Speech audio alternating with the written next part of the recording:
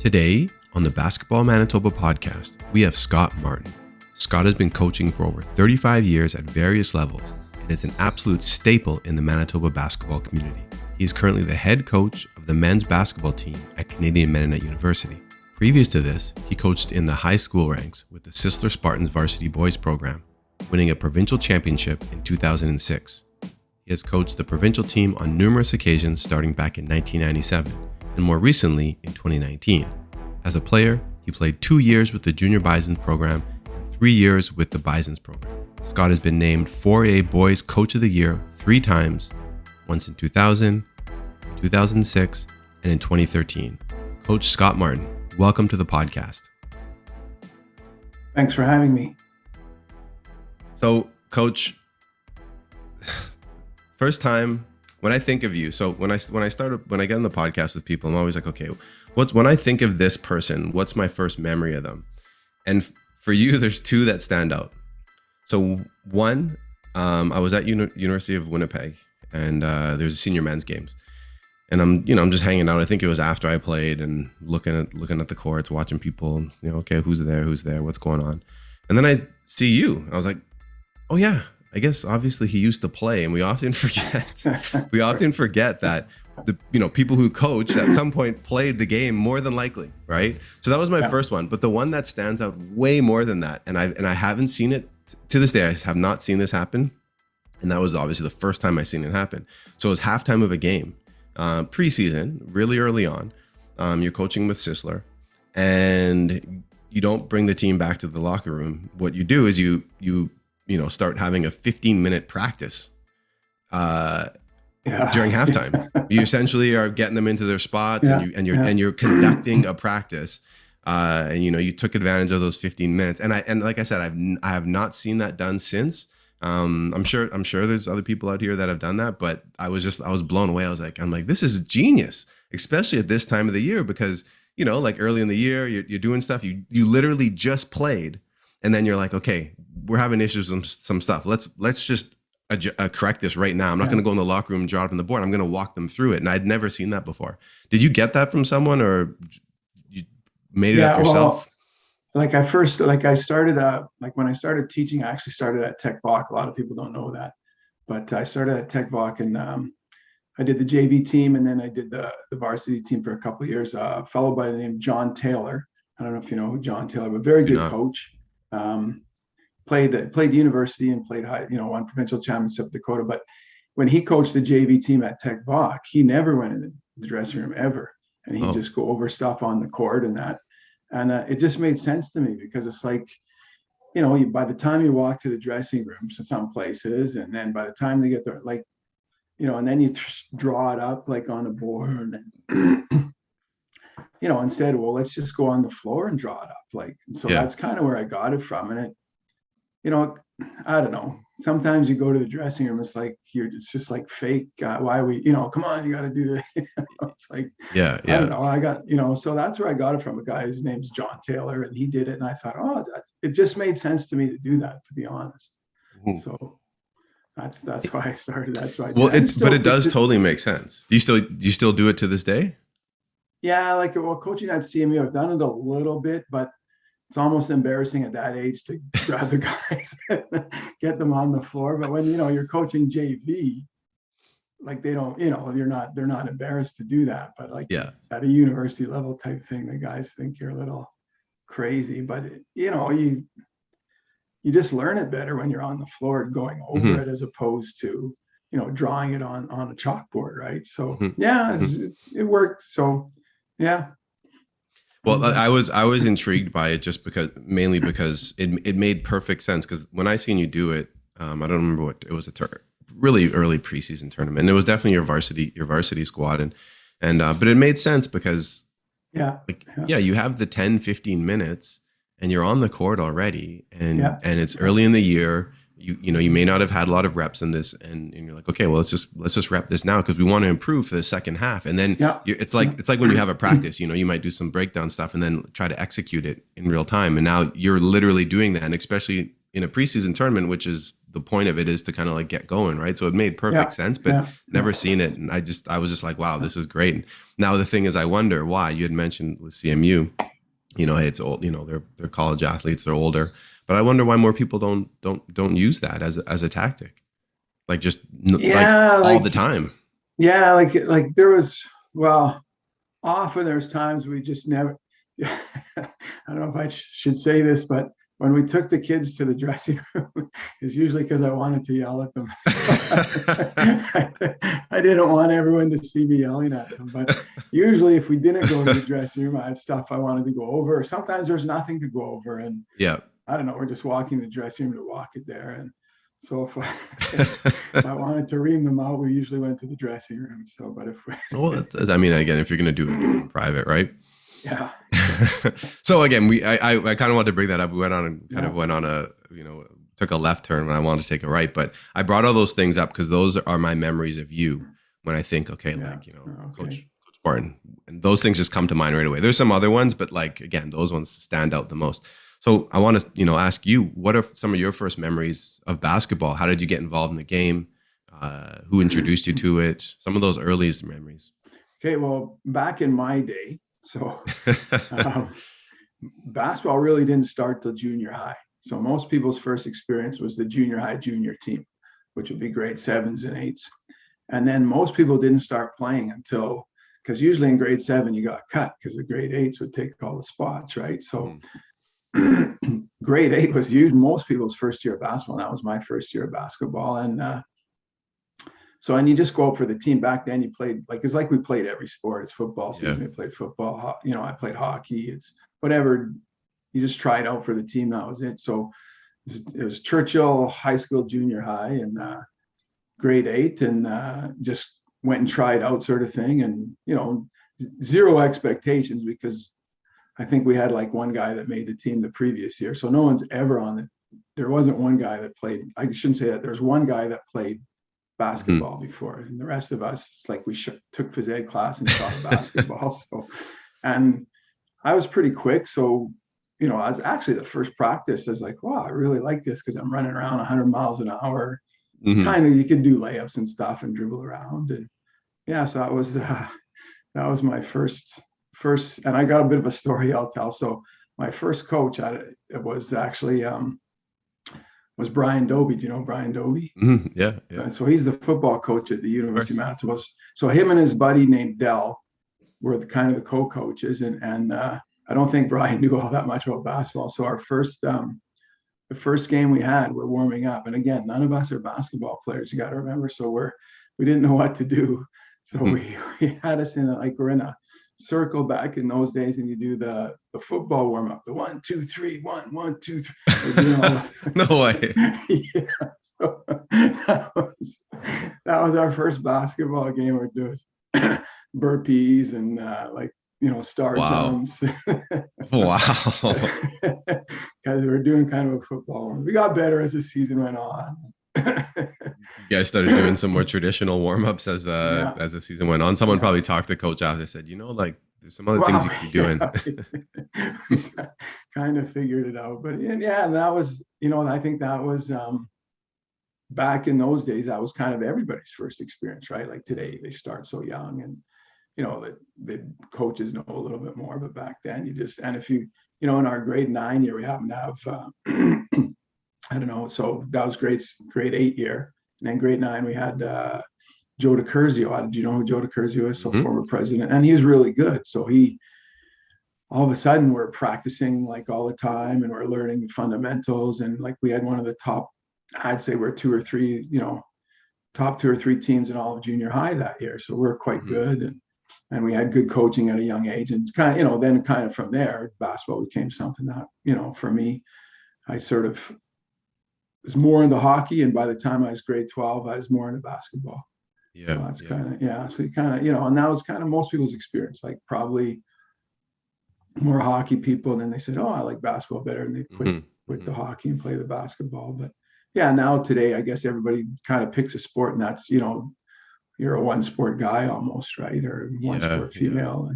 And so that has changed a little bit. I think that, you get some that play cross sports, but it's much more like I have a serious sport, and then the other ones I might do is just for fun, if they do it at all, right? So yeah. Well, so did you played, obviously high school was at Churchill as well? Yeah, played at Churchill. I don't know if you ever heard of. Do you ever heard of Wally Chabadi or? Of course, Yeah, absolutely. Was he your coach? so Crazy Wally was my varsity boys coach. Yeah, No I way. mean, like, and he was, you know what, he had a way. He made it like I thought I was in the NBA. That's how, Mhm. he made it Mhm. seem like the biggest deal in the school. He was like a great promoter, and I could see we'd that. get fans out for games. I could see he, that.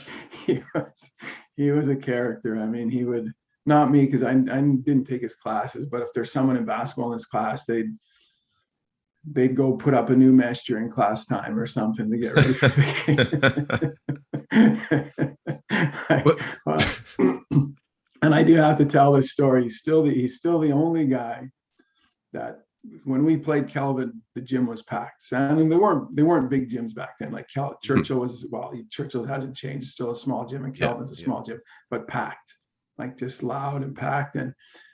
And Kelvin fans came to see Wally. it's, and you think I'm joking. No, they came to see Wally. Like the gym was packed, and they're all there chanting his name, like the Kelvin fans. There's Come on. Wally. Wow. No, I'm not. Like, it's not. It's like he could sell out the gym. Like, he was just. So like I only encountered Wally much later when he was obviously older, but he's calmed down a bit. But even then he was like, it was pretty animated. Like, you're an old guy and he's moving around. So then what was it that brought the people out to be chanting Wally? Like, was he just doing like, it was all sorts of antics on the sideline, or? He's a total character. Yeah, he's up yelling and screaming, and like he's, but and it's not like more, like, nice shot, way to go. Yeah. You can, like, just like 100 miles an hour. Like, he's just crazy. Okay, so here's one of the best stories. I remember this is my grade 11 year, and I'm on the bench, and like Wally yells like, yeah, no, like 100, and then he turns it, and whatever happens on the floor, he'd yell at the guys, what's he doing out there? Like, on the yeah. So he turns and yells, and his gum flies out of his mouth. it's my friend in the head. and he doesn't know. He just continues on yelling. Wow. But he was so entertaining. You know what? His energy, like positive energy he would bring. And he made, I remember he used to run, so I'm in junior high, and he used to run this spring league. Like, he was the best, basketball wise, he was good, but he was the best promoter. He just made it seem like like I say, I thought I was playing in the NBA. Like, this is the most important thing in the world. And he would run spring leagues at Churchill. So he would get the grade 11s would be the captains, and we had a draft, and he had us in the library, and he has everyone's name on the board. Wow. And the grade 11s are the captains, and they do a draft, and like, and he's there like number 1 pick, and then this draft. Then he'd write the name under the team, and he'd give every team names, and they're not, they always had NBA names. He'd give nicknames to every guy that gets drafted, and I remember, I don't even know, like, some little kid, right? Because you got to remember, it's junior high. Our school was junior high, and senior high is the same school, right? So a little bit different, because you like, I think you could be in grade 8, and you don't really know the grade 11s kind of thing, right? And so someone drafted me, and I was like, oh wow, like, I didn't even know he knew my name. You're on cloud 9 because this grade 11 just drafted you, and you think, wow. So yeah, like, Wally was so much fun. Like, it was just entertainment, like, just he had to have thick skin, though, because he was going to yell at you at some point. So if you learned just to laugh, it was good. There'd be the odd person that would kind of take it personally and couldn't handle it, but to me it was more fun than it was like negative, and it was just, yeah. Yeah. So then sorry, go ahead. I was going to say, I still keep in contact with him today. So yeah. Okay. Well, yeah, no, last I saw him coaching was when he was with UW Collegiate. He was coaching with Grant Richter. Right. And right. Yeah. That's the last But I he is saw just him. the assistant coach then, like Richter probably had. Oh yeah. That's what I mean. What a dynamic duo, hey, of like, talk about antics. So when you in high school, who are some of the players of your generation, like some of the elite players of, you know, your grade 11 and 12 year?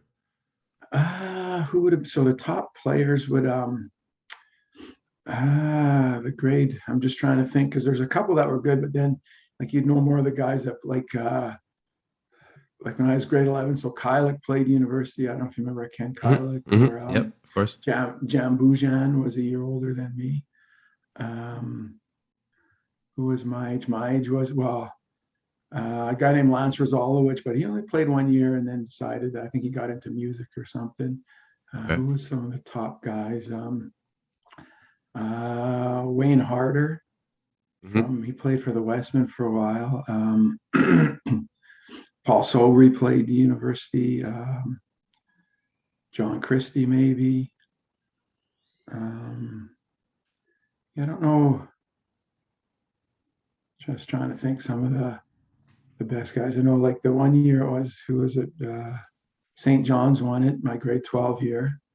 But Fort Richmond was probably the best team. Gord Stork was the big star of that team. And then my grade 12 year, St. John's was the best team, but Dakota won it. Dwayne Brothers was great. He's a grade older. He played. Kurt Kelly was a year older.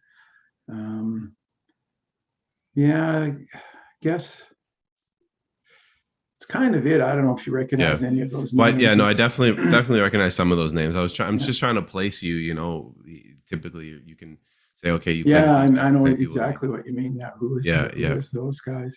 Yeah. No, I know. I definitely know some of those names, and it's just interesting to hear. Some of the guys younger, you might remember there was that good Gordon Bell team with Bergen, Seals, Ron Majors, those guys. So those guys were grade 11. Actually, that was kind of our rivalry in that grade 12 year because they were in our division. So we played them. I think we finished ahead of them in league, and then they knocked us out of the playoffs. So we used to do like a 2 out of 3 kind of. It's kind of neat. We did a 2 out of 3 playoff, and so they're a year younger. So that when I was grade 12, that would have been the grade 11s. That would have been known, I guess. So no, I remember that team. I coached very briefly at Gordon Bell with John Lundgren, and there's a picture on of that team, and here like, oh, they're loaded. It's like, it looks. And actually, Suffield was a coach of that. Like when they were grade 11, when they were grade 11, Suffield was a coach of that team, eh? So no, exactly. And that's why I remember the photo. It's pretty cool.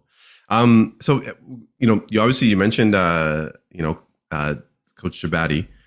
What other mentors did you have kind of as a player or even, as a young coach that kind of had an impact on you? I mean, maybe focus more when you were a player, because you obviously, like you said, you kind of just started playing basketball. And then you started liking it. Obviously, it became more when Coach Chabati was there coaching you up. It became more serious. But were there any other mentors just in your life? They don't even have to be basketball mentors, but kind of like encourage you to keep going down the path of playing basketball. Probably had when I was younger, we had a guy. His name was Jack Acklin, and he didn't coach basketball, but he coached us in football and hockey he sort of picked our age group, and he moved up with us when we were kids. So, he instilled a lot of like discipline, that kind of thing. And then Joe DiCurzio, he coached us in basketball, but actually Joe DiCurzio coached us for years in soccer. So my age in soccer was actually like we were provincial champions, which was pretty good because we're just a small community club. We're Lord Roberts Community Club, and we won the provincial championships. And some of the teams we were playing was like the North End team, and they had guys from all over the North End. So, and Joe was our coach in that. So Joe DiCurzio had a big influence, and then. Then Chabati was just so much fun, and he had a passion. And then when I played, I didn't play 5 years for the Bisons. I played 2 years Junior Bisons, 3 years for the Bisons. And when I played Junior Bisons, we had Tom Crew, and Tom was great because he was coaching us. But at that time I was actually helping coach I was coaching the junior high team at Churchill. That's where I started. So I was like second year university. And I just volunteered to coach at Churchill Junior High, coaching the grade 9 team there. And, Tom kind of helped me out with that stuff. And he taught me some stuff too. So he was good. Tom Crew was good. And then Suffield at the U of M and some of that stuff you learn there. So I guess that would probably be, that'll probably be the coaches, I guess, right there that, helped me and had an influence and that kind of thing. Well, you had mentioned you played 2 years with the Junior Bisons, and so oddly enough, I was doing the research and said, okay, well, you did play with the Junior Bisons. Yeah. So, what was the league like? Because I mean, right now you're coaching at CMU, and in the MCAC. Who were you playing with the Junior Bisons? What was it like? What was the talent like? Like, how does it compare to now? I'm very curious. So, we're the Junior Bisons, but we weren't actually in the league. So I guess Martin Riley was a coach at the time. And I think he wanted to have a junior team. Kind of the idea, I guess, was like you develop players and then they have, like maybe a couple players advance and stuff.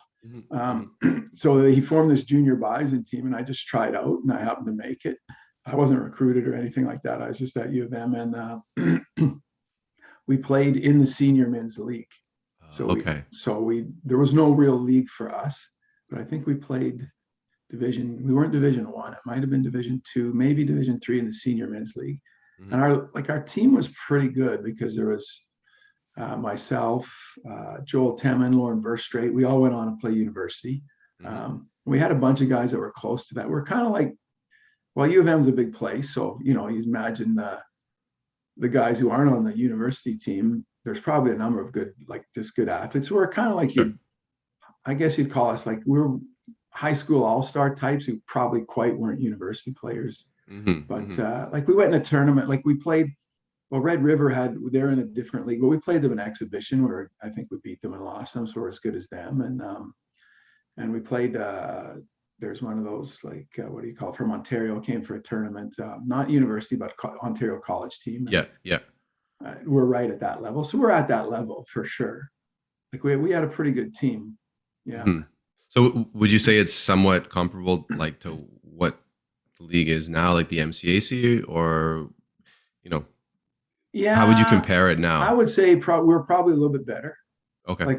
Like maybe we had more depth. Maybe that's what they say. I don't know if our top 4 would be better than like at CMU, our top 3 or 4 pretty good. And would certainly, but I don't know if our 12th man would have been as good. We certainly had more depth.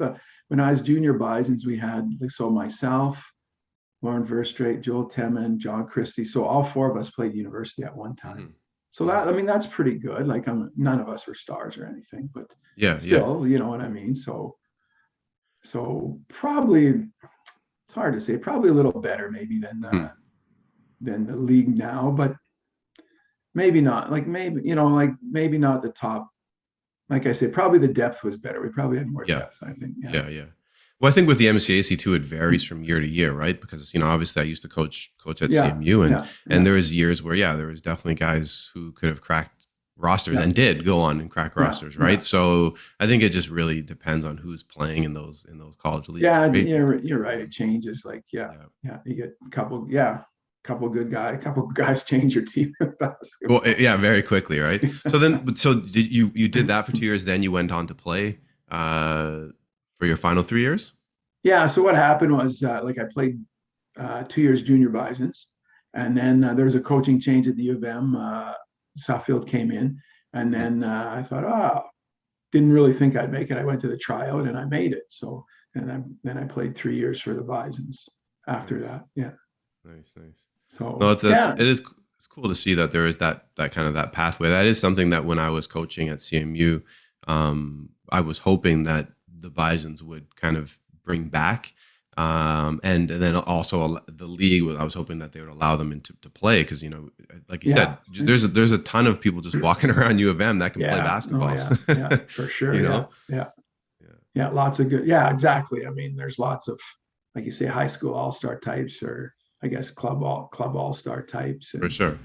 To play university now is even harder because it's like they don't even they almost want you to redshirt for a year or two. You know what I mean? It seems Mhm. like it's getting older. So to be right out of high school to play university is almost tougher, I think, Yeah, today. yeah, Yeah. for sure. And that's why it would be cool if there was that solid developmental where, Yeah. I mean, and that was always the challenge. I remember at CMU when I was there is, there were players that could develop, but then they would lose eligibility. And I think that's what you're kind of getting to is coaches Yeah. want them to Yeah. come on Yeah. as red shirts so they can Yeah. physically develop and, develop maybe skill wise a little bit and then make these teams. Whereas if they play there, they lose a year. So it's like, Yeah. and then there's that's the trade-off, right? Yeah. Often too, though, guys who don't play, as soon as you're out a year and you don't play, it's hard to come back. Maybe you're working or whatever. You know what I Hmm. mean? Like Hmm. you're a little bit behind. You're gonna have to sacrifice to get fit, to get all that kind of Yeah. stuff, and Yeah, it's hard to exactly. do. No, So for sure, for sure. yeah. So you'd mentioned when you were coaching with the junior, or you're playing Junior Bisons, you said you started coaching back then. Yeah. So what happened? I think I was in my second year of university, and I just I don't know exactly, but that's kind of how it was. Like ex players coached a lot of the teams back then. So I coached, at junior high at Churchill there, and then I think the next year I was my junior Bison year, and I coached 3 years junior high at Churchill actually. Hmm. I think the grade 9 team there. So that was like when I was pretty young. I guess it would have been 19, 20, 21 kind of thing. So and then once I made the Bisons, then I couldn't coach. I mean, Of you course, can't do of both, course. right? So Yeah, yeah, yeah. but it was interesting because it was like I was in commerce at University of Manitoba, Hmm. and like I guess in high school, I mean, it's kind of like what are you going to do in university? I had no idea, right? And Yeah. I knew nothing about business, but I heard, well, maybe you can get jobs out of it. So, and I was an okay student. I wasn't a great student, so I'm in commerce, and then once I started coaching, then I thought, oh, I kind of liked it. And so that's what made me want to become a teacher. So it was actually the coaching Oh, led to becoming a teacher, not the other way around. So interesting. probably be different for most others, but Yeah, yeah. So yeah. then what I did was I got my commerce degree, and then I went to Red River, and there's a combined program, Red River U of M, and got my business teacher education, and I taught business courses in high school. So it's the coaching at that junior high level when I was just young, because I didn't really want to be in sales, I don't know, or get Yeah, up every yeah. morning, put on a suit and go to work, and you get Yeah. home at 6 at night, and I don't know. I thought, and then I liked the coaching, and I thought, oh, okay, I'm gonna do that. I'm gonna become a business teacher. There's an Hmm. avenue there. So the coaching got me into my career, I guess. So it's kind of interesting. It is interesting. It's definitely not the way it usually goes. So then Yeah. when you started coaching, you said like that's just kind of what you did, but I'm sure one of the teachers or someone said, "Hey, Scott, come back and coach," because you went back and coached at your Could have been. I can't school. really remember, but at Churchill, that was kind of the thing. All the junior highs were almost all coached by, like I say, Coach DeCurzio. Joe DeCurzio coached me. He was actually, when he started, he was in grade 12, and I was in grade, Wow. that's kind of how it worked there. Like, so it just seemed like something fun to do. And I Uh-huh. still, you're not really playing that much, and kept me involved in basketball. And Hmm. yeah. Interesting. Interesting. Yeah. So when I did the intro, I said over 27 years because I was just like, I think that was kind of how you've been just coaching high school. I think that was your high school, Yeah. And but that's, like yeah. all in So, all, you're well over 30 years. No, yeah. So it's 27 years at Sisler. at Sisler. Okay. So Okay. I did four at Tech Voc. So that's 31. Yep. And then 3 at Churchill. So what are we up to? 34. Hmm. And then I guess I'm in my second year at CMU. It's my third year, but 1 year is Yeah. COVID. Yeah. So in my second year at CMU. So yeah, so that's like whatever Yeah. that is there. 35, Wow. 36. Yeah. Wow. Yeah. Yeah. Wow.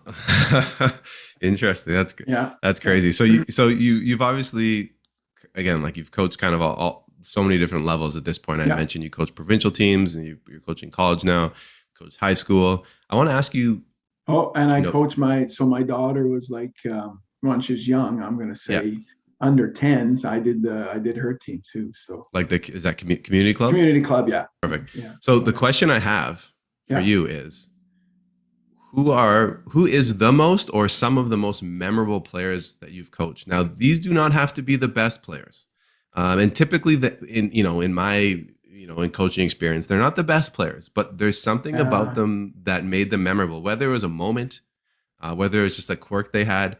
You've coached so many people, and so there may be more than one. But when I ask you that question, who are some of the people that come to mind?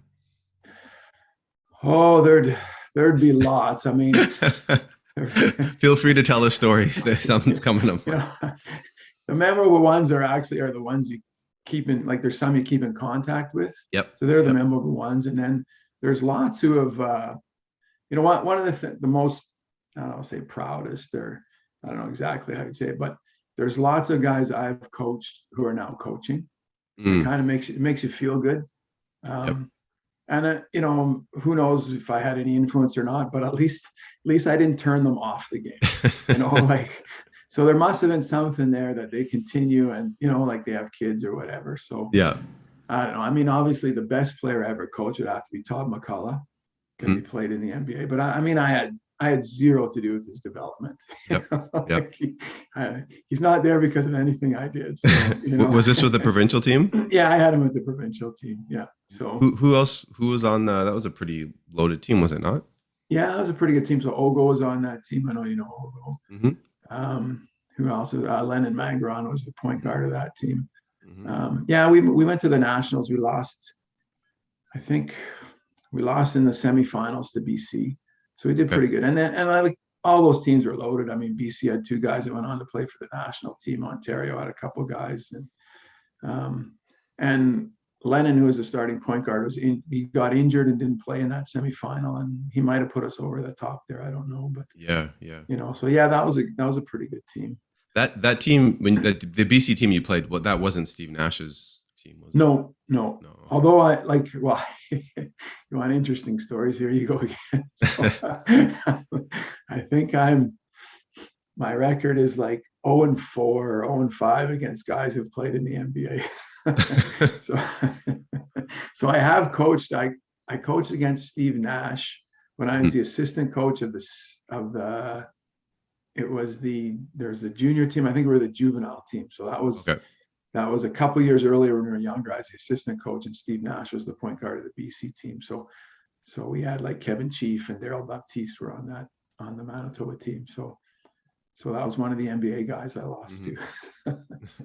And who were the other three? So Todd McCullough. So I coached Sisler JVs, and we played Shaftesbury JVs. So we lost to them. Robert Sacre, we played in a tournament when I was coaching at Sisler, so we lost to him. Samuel D'Alembert was on the BC provincial team. We lost to him. Okay. There might have been one more in there somewhere, but I'm trying to think. I know we lost to Todd at least a couple times. So yeah, so I haven't beaten an NBA as a coach. But I'll go back. Like some of the players, I mean, if I go through it, when I was at Tech Voc, we had Kevin Chief. Do you remember Kevin Chief at all? Of course. Yeah. And here's another story. So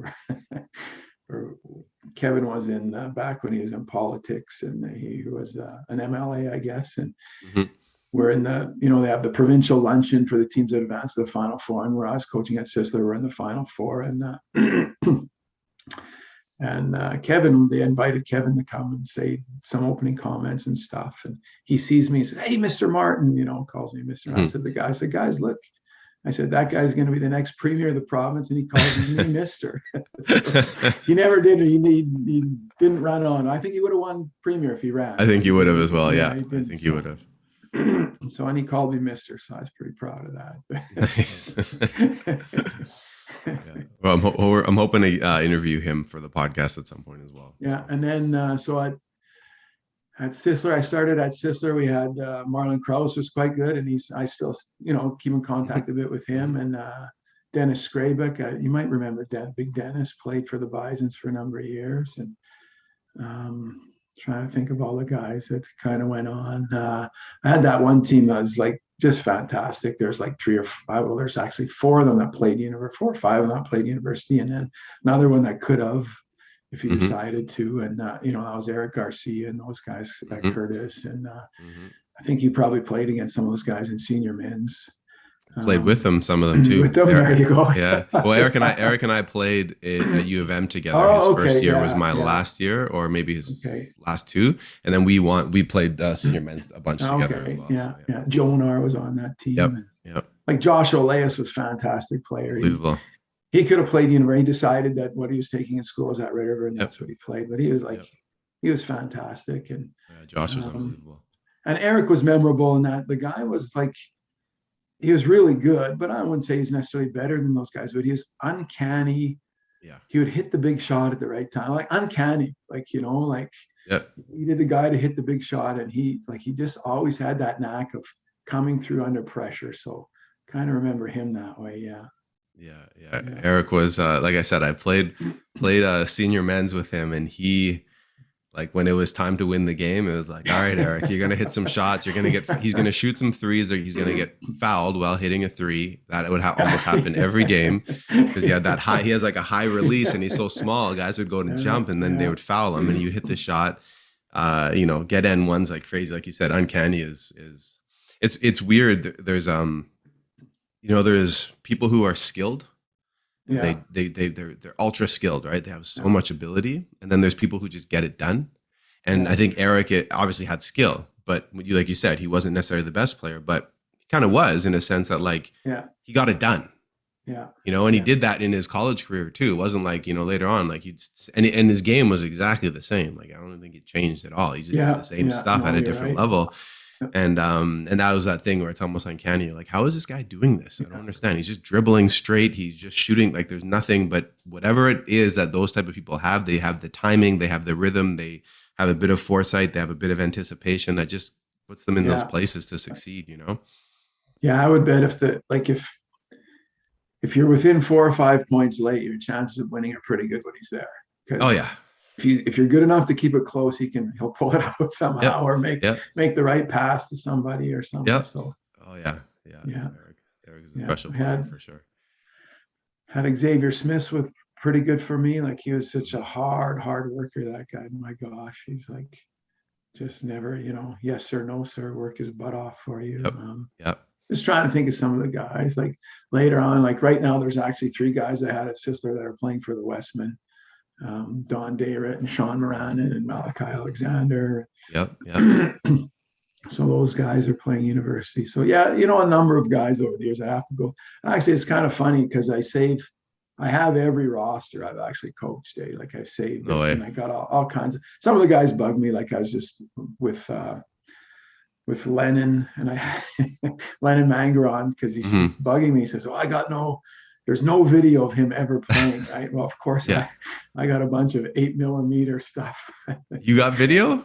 Yeah, like I got the old 8mm camera, but my camera wouldn't work. So I gave him the tape, and he said he found someone that downloaded it for him. So he now has a tape of himself playing. Are these significant games by chance? Well, that was provincial team stuff. Okay. So he's on, but the one was a tournament. It was pretty neat. It was a tournament in LA, and they're playing against what's his name? His brother played for the Raptors, actually, and this guy went on to play NCAA Division I. He was an all-star NCAA Division I. He didn't quite make the NBA, and Lennon's guarding him, and he's guarding Lennon, right? So it's kind of neat for him. It wasn't like a championship game, but you're playing against, I think they're called LA Slam and Jam, and half the team goes to play NCAA Division I. You got video of yourself playing against them. So you said there's provincial team as well, stuff in there, like some of the video. Oh yeah. Well, I only asked that because I know Adam. Adam is the producer of this podcast, and he's listening. So if there's tape going out there and it's been digitized, I know that he would love to get his hands on that to put it in the archives. So Lennon, if you're listening, Adam, reach out to Lennon, and let's get that in the hands of so it can be digitized. There's a lot of my games are not my games, but games I've sent to Adam. Like, there's a lot of games on there that did from you.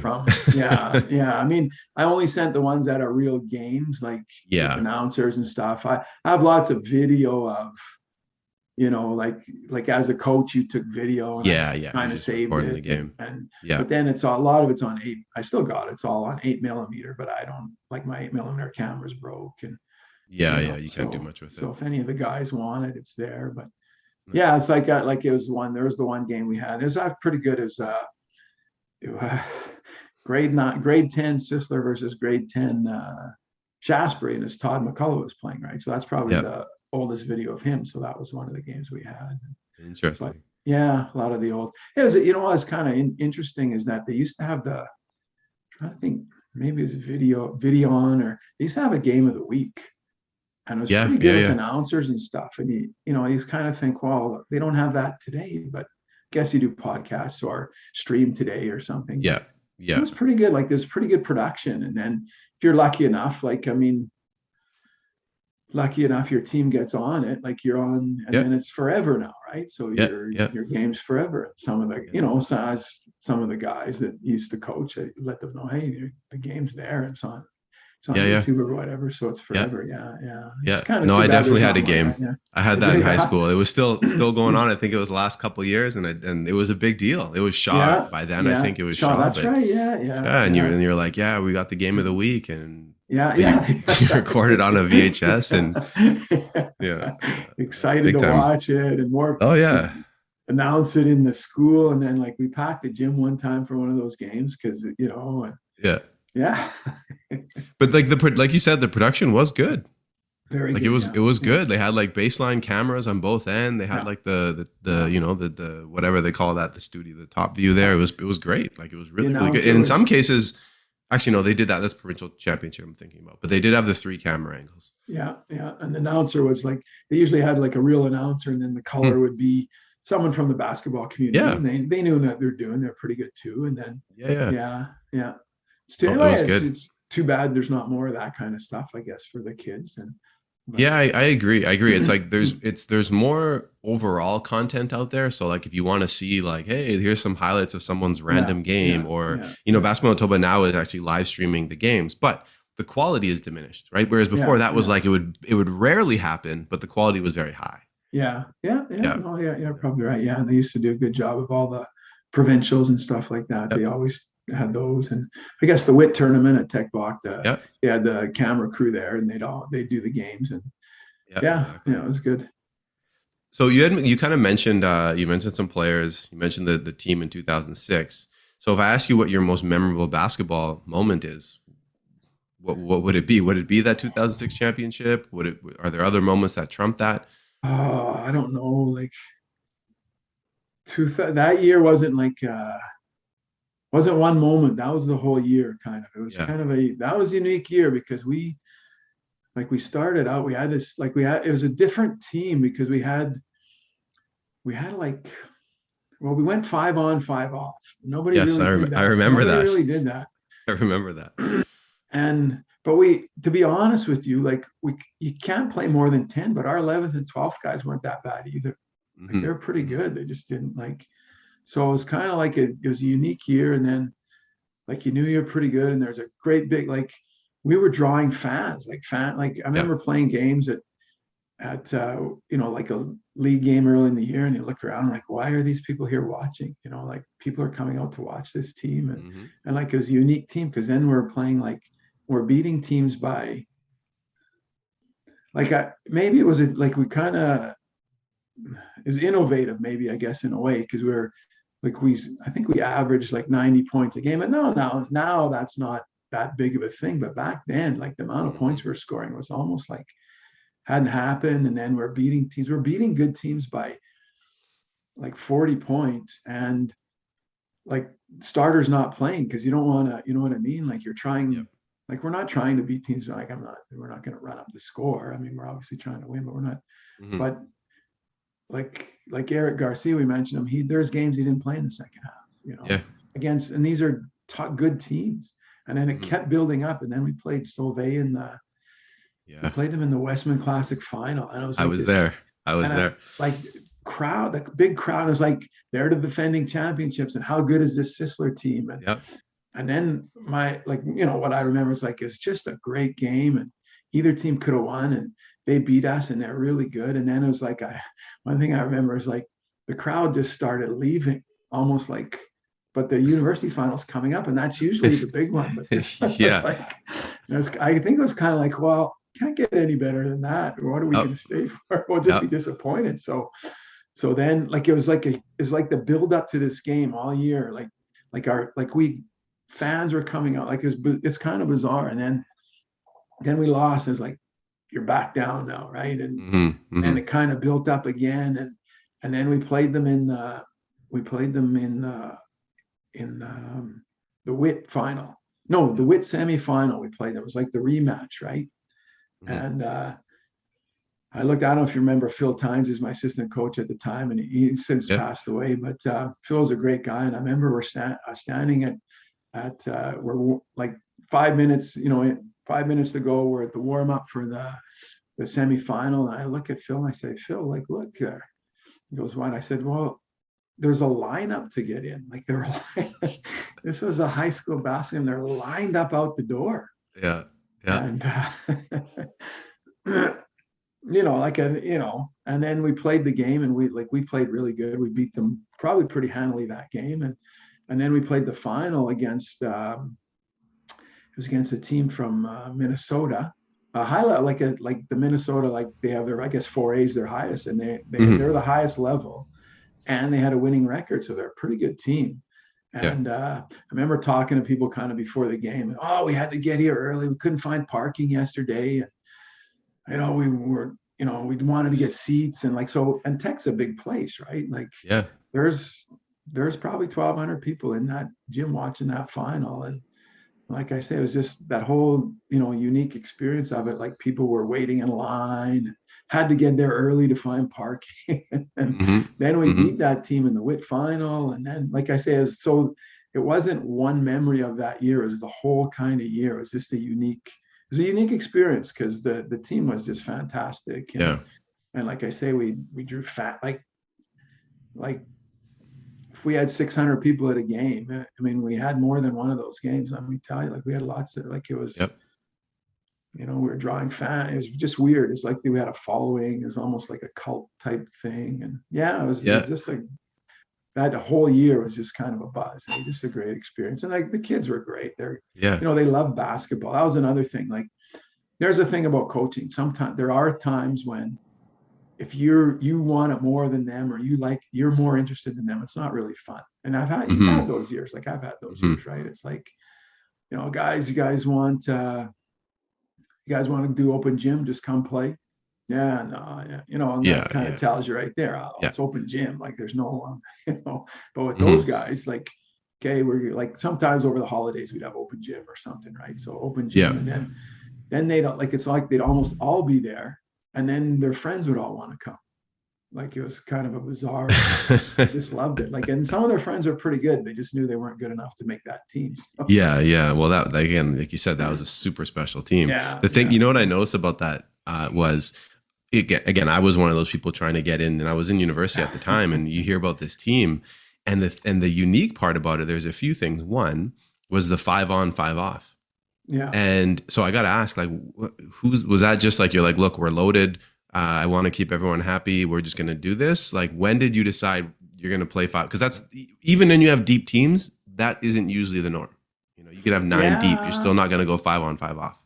Yeah, it was, part of it. I mean, you can do it because you have good enough players. And I've actually always liked to play lots of people, but sometimes you don't. And if you don't, it's just because I don't think we can do it, to be honest.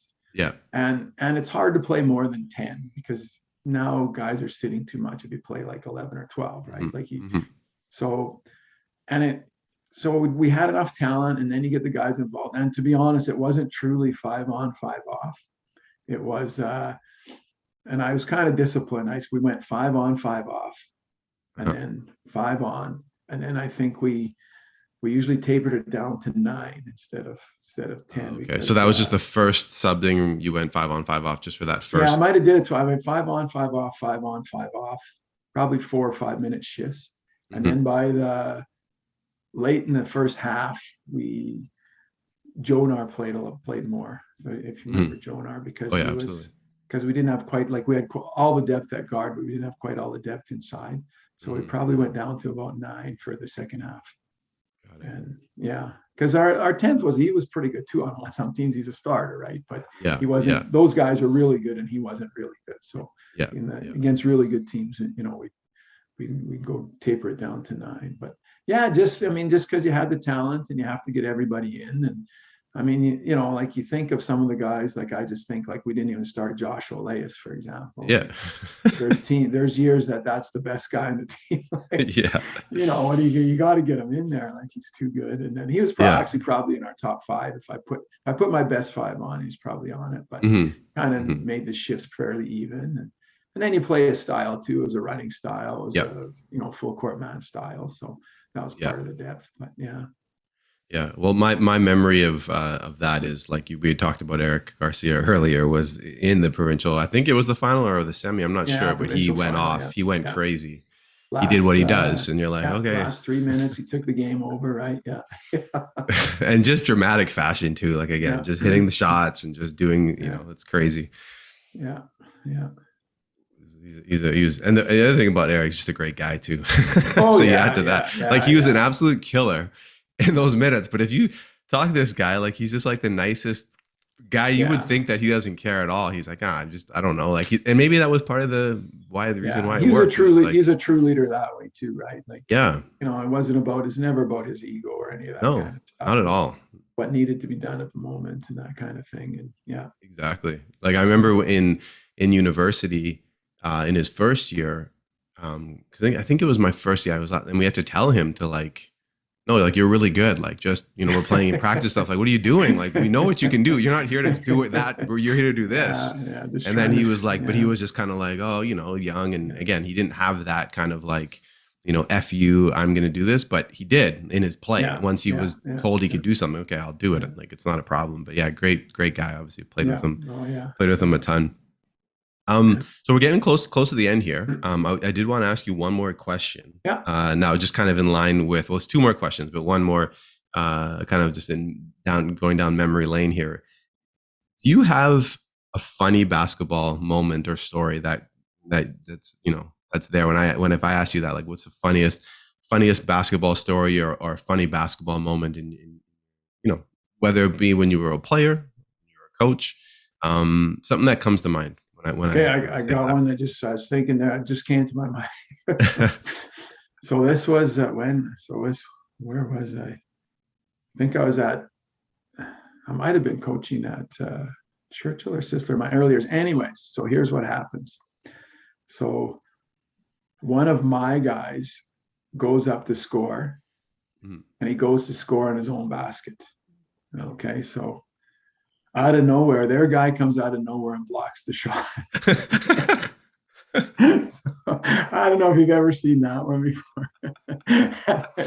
And then I turned to the guys on the bench, and we're all joking because we're all laughing, right? Yeah. And I says, well, what if he fouled him? Where do we get our free throws? So that's probably something that's never happened. You've probably never seen that one. So that one sticks out. Yeah. Well, see, now I have all these questions, and if there's referees listening, we want, you know, send an email to the podcast. What would happen? I do know the answer. Do you know the answer? Well, what would happen? The answer would be you wouldn't get your free throws. You would not get them because it's not actually an attempt at the basket. It has to be an attempt at the basket. So it could have been a foul. Just be a common foul. Yeah, because I guess trying to shoot at the other basket is not an attempt. Got it. So the only time I've seen something like that take place was in a video. I've never seen, like, I've seen people score in their own basket before. Oh, yeah. But I've seen their own teammates go up and block or steal the ball from. So the person's going the wrong way, and then the person runs them down and steals the ball, or like tries to block. Like, what are you doing? And they try to like block it from them, or they miss and they get the rebound and look at them like, what are you doing? So I've seen that, but I've never seen the other player also mistaken, like then block the shot. Yeah. So it was 2 brain cramps on the same play, I guess. Yeah, exactly. Yeah. So, okay, well, I have one more question before we go. And I always ask kind of a similar question. I mean, you know, like I said, you've been coaching for over 36 years. So piece of advice. So what maybe would be one to three pieces of advice that you would give to some young coaches that are just starting out early in their coaching career? And let's just imagine that you can talk to every young coach in Manitoba. What would you tell them? Number one, I say just enjoy it. Like if you enjoy it, you're going to do better at it. In the end, it's interesting because just within the last month, I ran into Brian Kornberger at a restaurant. We start talking, right? Like, of course. And he said it, and I agreed 100%. He was just talking coaching and that. He said, it's about the people, and it is. Like, I mean, wins and losses over the years, or it's about the people you meet. Like you go somewhere and you run into someone or. During COVID, I ran into a guy I coached when he was at Tech. So how many years ago is that? That's the late 80s. I hadn't seen him since the late 80s. And called out his name, and man, we sat and talked for half an hour, and just laughing and joking and stuff. And so, yeah, I guess what I would say is just enjoy the experience. I mean, I'll work hard at it, like enjoy it, and have fun. And it's about the people you meet. Like it's about the relationships is the number one thing. So, yeah. Yeah, and I've heard that same sentiment a few times now, and it's something that as you get older, you start to realize that and that's kind of the case for everything. It's not just coaching; it's literally everything you do. Think about someone you played against and you didn't like them, maybe, or whatever. And you see them later, and you're happy to see them, right? Like, yeah, exactly. So. That's so true. That's so true. That's great. Well, we'll wrap it up there. I appreciate you taking the time. It was great to kind of hear. I like I said, as much as I knew about you, I didn't know your story, and we know some people's stories better because we're closer to them, or we've we've interacted with them. But I've obviously known who you were, but didn't really get to hear your story. So I really appreciated the conversation. It was just nice to chat and hear about your journey. I appreciate you having me. Perfect. All right. Thanks. Okay. Take care. Okay. Yeah. All right. Bye. Thanks for listening to today's episode. Please like, subscribe, follow, and share this series, and reach out to us with your comments on the show. Thanks again for joining us.